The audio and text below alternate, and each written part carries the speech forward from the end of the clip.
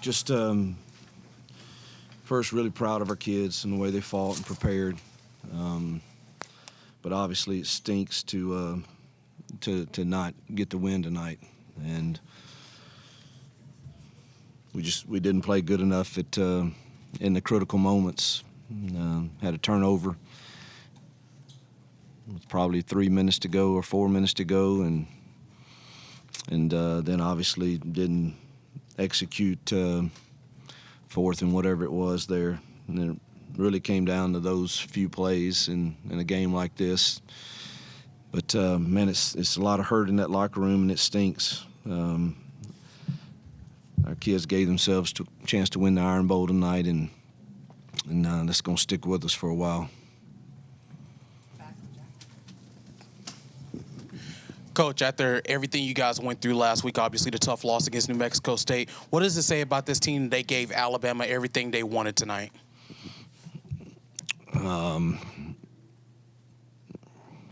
Proud of the way our kids fought and prepared. That's the way an Auburn Tiger should do it every single week.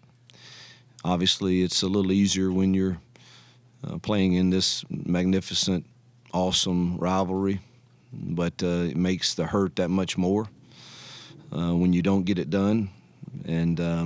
But I'm proud of the way that they fought and bounced back, and I thought they executed our plan pretty well, and gave us a chance to win the game.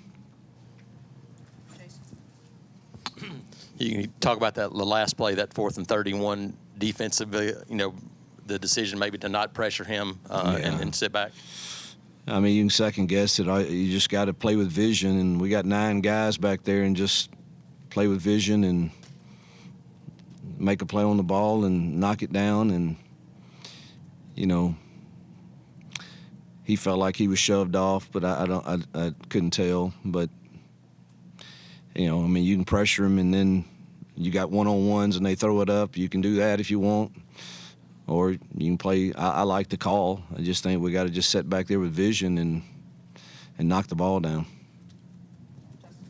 Hugh, the Muff punt, correct me if I'm wrong, was that Coy back there or Keontae? It was Keontae. Keontae, just the how big that play was in this game. Keontae is one of our leaders. He's an incredible teammate, and no one will hurt more than him. But obviously it was, that was vital. We got a 4-point lead, and we have the ball there with under 4 minutes left in the game and a couple first downs, and this thing's getting wound down. Coach, so many times this year we've heard you say that these games come down to vital decisions here or there. Anything that stands out in your mind? Was there a reason that Coy was back on that punt instead of Keontae? Was it Coy? I thought it was Keontae. All right. Coy. I'll have to ask Tanner. Yeah, it would have to be Keontae. Must have taken himself out. Hey, Coach, over here. I know you said there's a lot of hurt in that locker room right now. What do you even say to a locker room after a loss like that? I don't think any coach has the words. You tell them you love them, that we'll learn from it and get through it, but it's going to hurt, and there's no way around it, and you're going to have to walk through the hurt. Hey, Coach. Actually, here doing a story on Keldrick Falk, number 15, incoming freshman. Can you talk a little bit about the incoming freshman class and how they're already proving positive gains already? Yeah, we, Keldrick's a very important, part of our freshman class for sure, and several of them have contributed to us this year, and look forward to them being a foundation for the future. Hugh, what kind of change between the first and second half with Peyton Thorne? He was 2 for 10 in the first half, and then he was kind of, better in the second. Yeah, we didn't change anything. It was all still in the game plan that we had, and I didn't think he threw real accurate balls a couple times in the first half, and there was a couple that were dropped too that, were all of those are so magnified in this game, and then but he did play a really good second half, I thought. Alabama front. Big physical guys. You guys ran the football and had a great running day. Let's talk about what you saw from the run game today, and Peyton doing that too. Well, we had a good plan, and they do have a really good front, and but our backs and tight ends and O-line took it personal. We knew we had to run the football to win this game, and thought we ran it well enough to win it. Just came up short.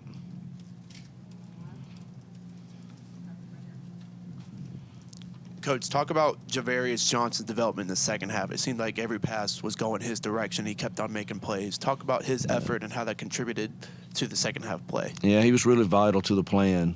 And once he decided this year that he was going to adhere to the standards that we want of how we want to go about our work, he's gotten better and better, and that's good to see for him.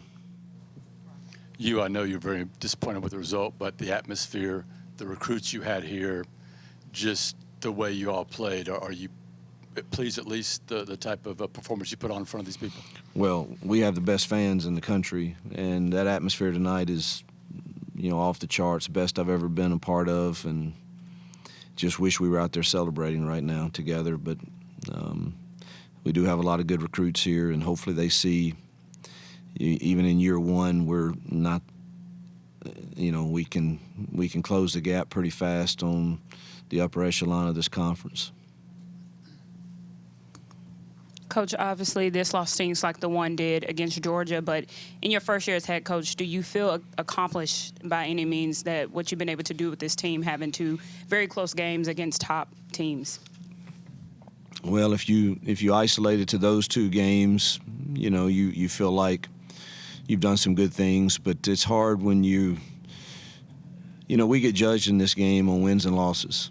And we all know that when we get signed up for it, and when you have a chance to win one like we did tonight against a team that's playing for our conference championship next week and our rival, it's hard to feel anything but hurt and disappointment. And you wish, like I said earlier, you were out there with the Auburn faithful and celebrating another Iron Bowl win at Jordan-Hare.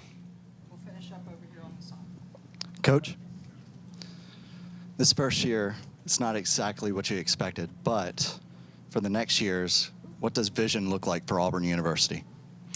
Well, we're gonna be one of the elite programs in the country, and I really didn't have a vision for this year other than to try to get us to a bowl game and improve us from week to week. And I can't say that that every week I have felt like that, and that's why you're hard on yourself as a coach.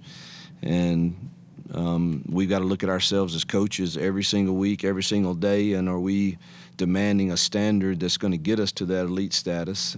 That combined, obviously, with recruiting classes that are comparable to the upper echelon. I mean, we can't recruit in the 30s and 40s and 50s and expect to all of a sudden walk out there and just be great coaches. And it's a combination. You've got to coach to a certain standard, and you've got to, recruit somewhere close to level par to the way those guys and some others in this league are.